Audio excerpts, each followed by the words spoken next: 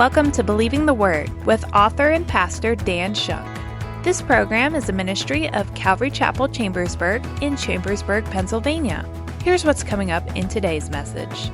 So all the military force of the Chaldeans who were with the captain of the guard tore down all the walls of Jerusalem. So the Judean people have been changed forever. It wasn't just the source of their physical strength and protection. Jerusalem was the source of their moral and spiritual and mental strength, right? Like, as long as Jerusalem stands, we're going to be all right, kind of thing, right? Do you have something like that in your own life? Like, well, as long as my mom's still alive, it's going to be all right. Or as long as I still have the house, it's going to be all right, or whatever. Well, these are just earthly things, right? And that's kind of the way they treated the temple as like a lucky rabbit's foot. Like, well, as long as the temple's still here, we're okay. So they've been changed forever. In this final chapter in the book of the prophet of Jeremiah, we examine a historical appendix written 25 years later by an unknown author. Some scholars consider this to be a possible intro to the book of Lamentations, also written by Jeremiah. Earlier in the scriptures, in Jeremiah 32, Jeremiah prophesied the events chronicled here, with the chapter focusing more on himself. However, this author, with their inclusion to the story, felt the need to tell how the fall of Jerusalem played out from the perspective of the people. Now here's Pastor Dan in the book of Jeremiah as he continues his message, Sealing Their Fate. They still read the book of Lamentations on that day every year in Jerusalem and around the world. The Jews do this. In fact, here's something interesting in God's calendar to put into your calculus. I'm going to ask the Lord more about this later on. We know that this temple, they're going to come back into the land. They're going to rebuild the temple. Herod is going to fix it up in the days of Jesus, right? And then what happens? The Romans destroy that temple and send the Jews into captivity all around the world for nearly 2,000 years. Did you know that temple, in the days after Jesus, just after Jesus, that temple was actually destroyed on the exact same day, the 9th day of Ab, the 9th day of the fourth Jewish month, same day. And so the Jews read the 5 chapters of Lamentations, and to this day, they're commemorating the destruction of what's called the first temple, right here, and the destruction of the second temple in the days shortly after Christ. And so it's all on the same day. I'm going to ask the Lord about that sometime. Lord, you did it on the same day? Wow. Like, how could the Romans have even planned that if they wanted to? You know, you don't just wake up one morning and say, I'm the Roman Vespasian, and I think I'm going to go destroy the temple today. It doesn't work that way. It takes a little planning, okay? And it happened on the same day. Very interesting. Very interesting. Let's go to verse 8. But the military force of the Chaldeans pursued the king and overtook Zedekiah in the plains of Jericho, and all his military force was scattered from him. Then they seized the king, Zedekiah, and brought him up to the king of Babylon in Riblah in the land of Hamath. And he spoke his judgment on him.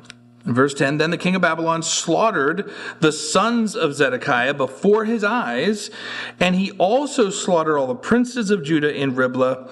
Then in verse 11, then he blinded the eyes of Zedekiah, and the king of Babylon bound him with bronze fetters and brought him to Babylon and put him in prison until the day of his death. And so this Zedekiah has a morbid end. You say, Nebuchadnezzar was so harsh to him. Why was Nebuchadnezzar so harsh to him? Well, number one, this was judgment of the Lord. But number two, this Zedekiah, if you remember, he was appointed by Nebuchadnezzar. When Nebuchadnezzar made his second raid into the land in 597 BC, he deposed Jehoiachin, that only reigned for 3 months, and Nebuchadnezzar handpicked this guy to be the next king, who was, again, in David's lineage, but he said, I want you to take over. And Zedekiah promised that he would be loyal to Nebuchadnezzar. Well, that didn't last. And so Nebuchadnezzar has a personal grudge against Zedekiah for what he did here in rebelling against him. There's some very, very interesting prophecies you should remember about how this laid out. Zedekiah is captured and he's taken up to where Nebuchadnezzar had his staging up in Riblah, up near Syria in the north. And remember the order of what happens here. He sees his sons killed before his eyes. Then he has his eyes put out. And then he gets carried back into Babylon. for the rest of his days, right? Very interesting prophecies about Zedekiah.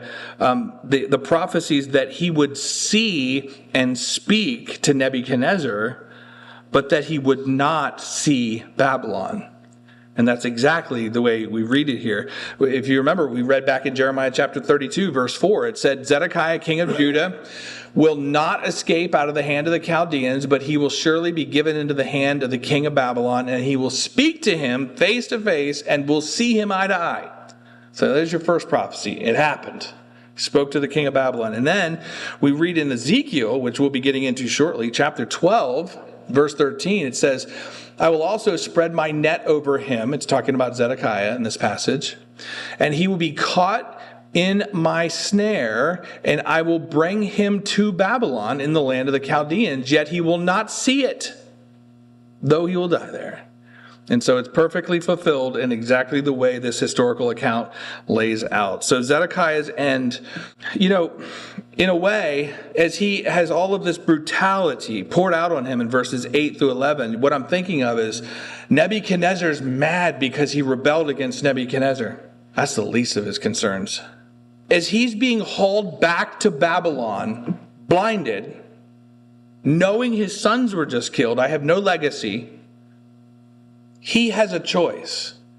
He's either going to, on that trip back, he's either going to be saying, why did I rebel against Nebuchadnezzar? I should have just stayed on his side. Or, come on, you know what he should be saying. Why did I rebel against the Lord and allow this to happen? That's his choice. I find that kind of compelling to think about that way, that it's never too late. I want to be surprised when I get to heaven someday. I want to see a guy like this in heaven, right? It's possible. He's being led back to Babylon with his life. He's alive. And I'm telling you, he's thinking one of two things. Why did I rebel against Nebuchadnezzar? Or why did I rebel against the Lord? One of those two thoughts is going through his mind, and I'm convinced that one of those two thoughts is going to seal his fate, right? And so it's never too late. Even for him at this moment, being hauled back to Babylon, it's never too late. But his rebellion is what brought him to this point. And we pray that it's too late to pray for him, but I can have a hope that he did repent even in the end. There's going to be somebody in heaven that's going to surprise us, right? Somebody's going to turn a corner in heaven one day and you're going to be like, how did you get here? It's going to happen, okay? I'm glad you're here, but what happened? Like, how did you get here? It's going to happen. So we're going to get some of those pleasant surprises. Maybe it'll be Zedekiah. He's not going to have a big trophy case in his house to show you of all the great things he did for the Lord.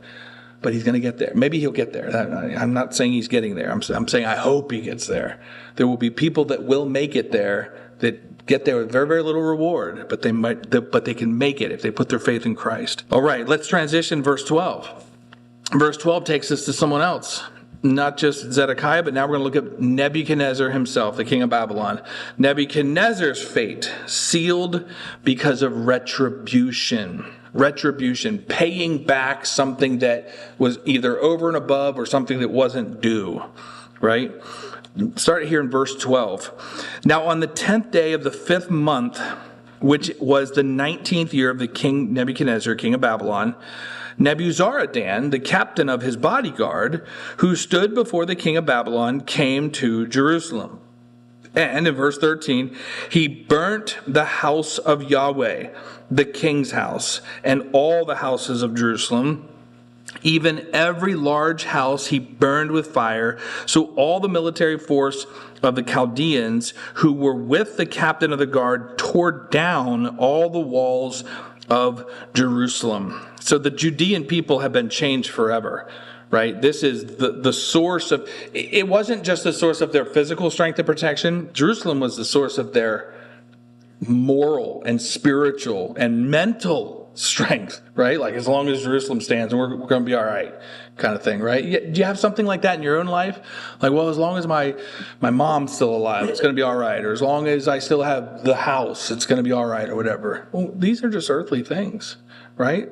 And that's kind of the way they treated the temple as like a lucky rabbit's foot. Like, well, as long as the temple's still here, we're okay. So they've been changed forever. I find this interesting, though, with the burning of not just the king's house, not just burning of Jerusalem, but also the burning of, it said in verse 13, the house of Yahweh. That's the actual temple itself. Unbelievers would see Babylon here as accomplishing their purposes, but believers will see this as God accomplishing his purposes with Babylon taking over.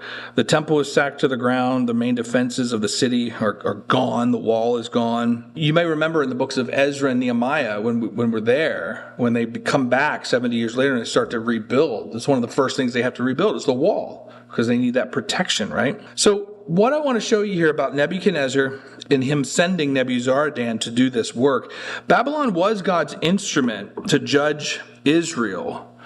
But there's a division we need to make here. Babylon was God's instrument of judgment.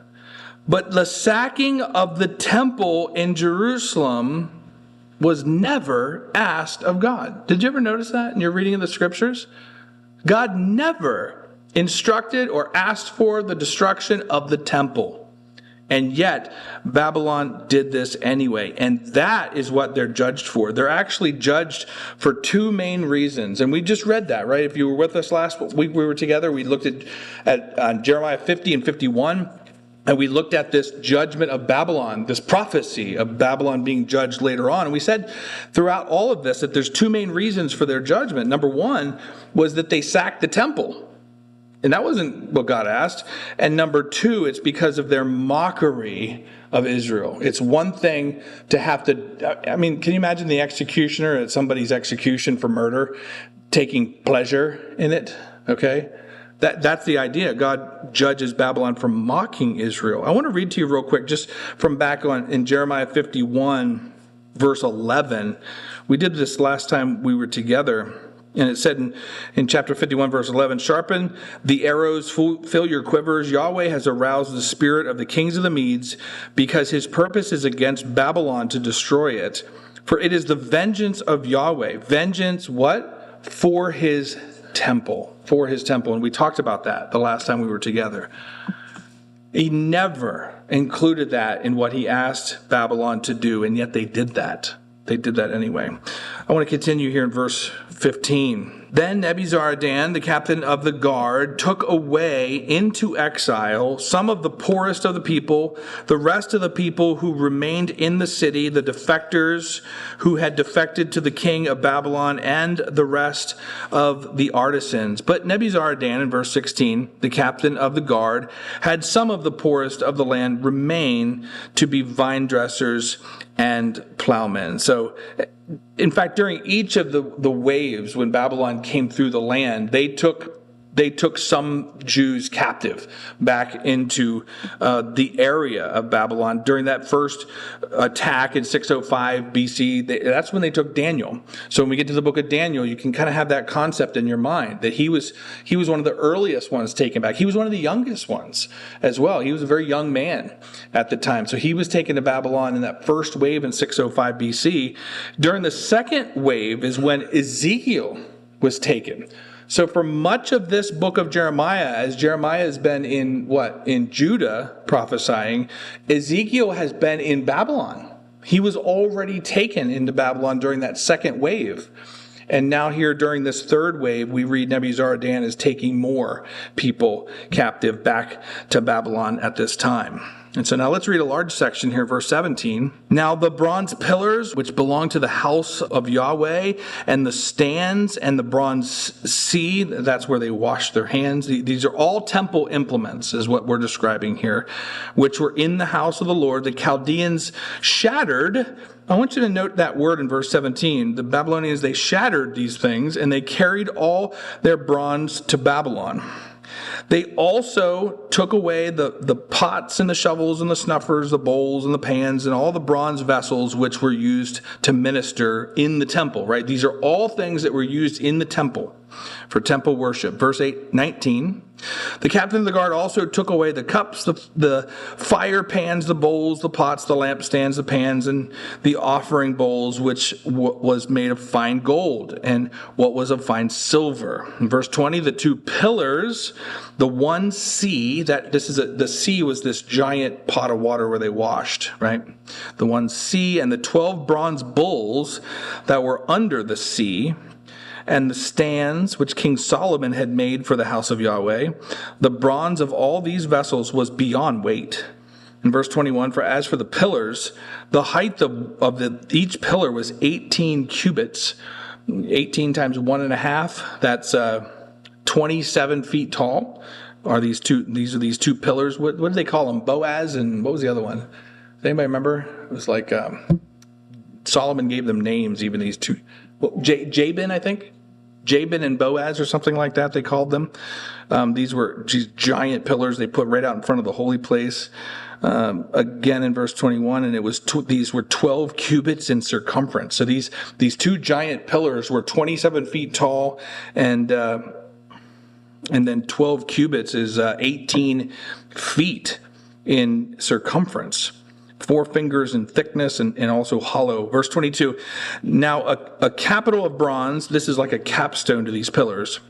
A capital of bronze was on it, and the height of each capital was 5 cubits, or 7.5 feet, with a network of pomegranates upon the capital all around, all of bronze, and the second pillar was just like it, including pomegranates. In verse 23, there were 96 exposed pomegranates, all the pomegranates numbered 100 on the network all around. And these were not actual pomegranates, these were carved out of probably silver or some other item. These pomegranates were carved to be beautiful looking. So all of this detailed list of the things that Babylon took from the temple itself, all of these treasures and blessings from God are now spoiled and are now taken from them and taken into the hands of the Babylonians. But I really think it's important to notice something here. Many of these things are small, right? There's these pots and shovels and things, and they're small, right? But back in verse 17, there's a very, very interesting note here. In verse 17, it said, when it was talking about the giant bronze washing pot, or sea, it calls it, and it says in verse 17, they shattered him. They shattered him and carried him away. They weren't doing it. They didn't take them for their self-value. They didn't take these implements because, whoa, this is the way you worship God. This is the way you honor God. Let's set this up back in Babylon and let's worship God. No, they didn't take these things for their self-value, but they took them for their value as trophies, right? They took them as a trophy of their power and as the substance that they could, sort of like the resale value.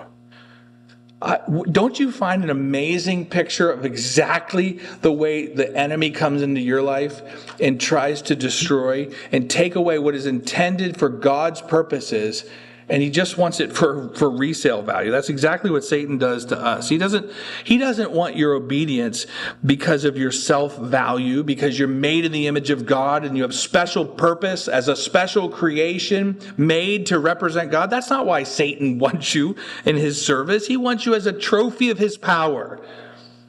He wants your resale value.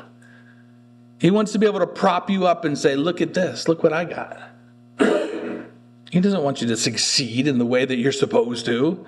He just wants to have that power over you, to throw it in God's face. You're not even something Satan wants. He just wants to throw you in God's face, like, look what I got. That's the same thing Babylon wants to do. They just want to take it back as trophies of, look what we got. Look at all this power we got. Look at all this silver and gold we have. What a picture of what the devil does, right? So Nebuchadnezzar, in this retribution against the temple, this is ultimately what seals his fate. And we read about that in chapter 50 and 51 of Jeremiah, is because he came against the temple and he did all of this to the temple. That sealed his fate, and that he would be judged. And there's another one, by the way. Wait till we get to the book of Daniel. Do you know the story of Nebuchadnezzar in the book of Daniel, where the Lord drives him out to be like a wild beast for a period of time? And then he comes back and he confesses Christ when he comes back to a sane mind. There's another one that through this trial at the end of his life may have come to Christ. He might pop around the corner at you in heaven. You'll be like, whoa, Nebuchadnezzar, how did you get here? Because I believed in that fourth one in the fire. I'm getting ahead of myself. Wait till we get to Daniel. Some of you know that story, right? How many people were in that fire in Daniel? There was 4. Don't let anybody tell you there was 3. And that's right. Don't let anybody tell you there was 3. There was always a 4th one in there. See, I'm giving you homework. This is subtle hints. Like, there's some good homework. Go read some of that, right? All right, we looked at Zedekiah. We looked at Nebuchadnezzar. We go to verse 24. I want to look at another one. It's these ungodly leaders in Israel, and their fate is sealed by religiosity. Religiosity. They couldn't break away from these traditions of men. It's just a short little section here, verse 24 through 30, that we look at these other leaders in Israel. Verse 24, the captain of the guard, that's Nebuzaradan, he took Sariah, the chief priest, and Zephaniah, the second priest, with the 3 doorkeepers of the temple, and from the city he took one official, who was the overseer of the men of war, and he took 7 of the king's advisors who were found in the city, and he took the scribe of the commander of the army who mustered the people of the land, and also 60 men of the people of the land who were found in the midst of the city. And in verse 26, Nebuzaradan, the captain of the guard, took them and led them to the king of Babylon in Riblah, up at that staging ground. In verse 27, then the king of Babylon struck them down and put them to death at Riblah in the land of Hamath. So Judah went into exile from its land. So these were all leaders in Judah. They were all strong men. Many of them were military men or priests. He's taking the strength of the nation, the military strength, the religious strength of the nation. These strong men would have revolted against Babylon. So does this seem harsh to you, that he would kill them like this? Well, again, I want to bring you over to 2 Chronicles at the end of the historical account of this, and I want to give you some context to this from 2 Chronicles 36, verse 14 through verse 16. Furthermore, all of the leaders of the priests and the people, this is who we're talking about, they were very unfaithful, following all the abominations of the nations, and they defiled the house of Yahweh, which he had set apart as holy in Jerusalem.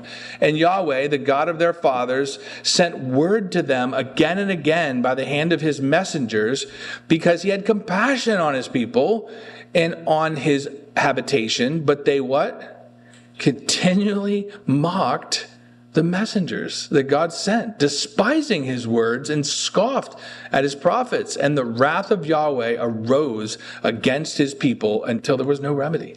I think sometimes you read in the scripture and you're like, oh, that's harsh. They got killed.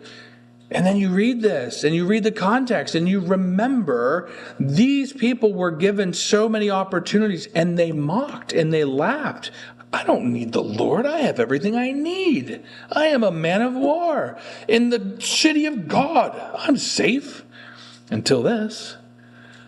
And they mocked. And this is why their judgment comes so harshly, because they continually rejected the Lord and all of his servants that were sent to them. So fascinating that Jeremiah was the one called the traitor. And yet he always told them the hard truth, no matter what it cost him. Do you remember all the things Jeremiah's gone through in this book? Thrown into pit, thrown into that pit, pulled up, put down, having his, hey, write this out, have it burned, just all this stuff. He was the one looked at as the traitor, and in the end, there is redemption for Jeremiah, and all of these leaders that mocked are the ones that have their life come to an end. And now, finally here, verse 28 about these men. Verse 28, these are the people whom Nebuchadnezzar took away into exile in the 7th year. There was 3,023 Jews, and in the 18th year of Nebuchadnezzar, 832 persons he's recounting how many people from each of these three waves. We've talked about that, right?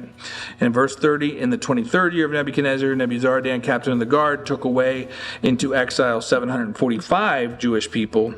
So there was 4,600 people in all. And so we have the numbers all together. Verse 28 recounts how many, that there was 3,023 people that were taken captive in 605 BC at that first wave, including Daniel and the three boys, right? And then in the second wave, it tells us there in verse 29, 597 BC, that there was these 832 people taken captive, and one of them, we know his name, Ezekiel. And then finally, the third wave, there was 745 people taken captive. You've been listening to Believing the Word, a ministry of author and pastor Dan Shunk at Calvary Chapel Chambersburg in Chambersburg, Pennsylvania. Pastor Dan has been teaching through a series in the book of Jeremiah. We'd love to get connected with you and hear about how God is working in your life through this teaching program. You can reach us by phone at 717-500-1102. Again, that number is 717-500-1102. You can also check us out at our website, ccchambersburg.org, where you can learn more about the ministry of Calvary Chapel Chambersburg and find our chapter-by-chapter messages. If you're in the Chambersburg area, we'd love to have you join us Sunday mornings and Thursday evenings on 5121 Coffee Avenue. Thank you for joining us today, and we'll be back with more from the book of Jeremiah. But until then, this has been Believing the Word with Pastor Dan Shunk.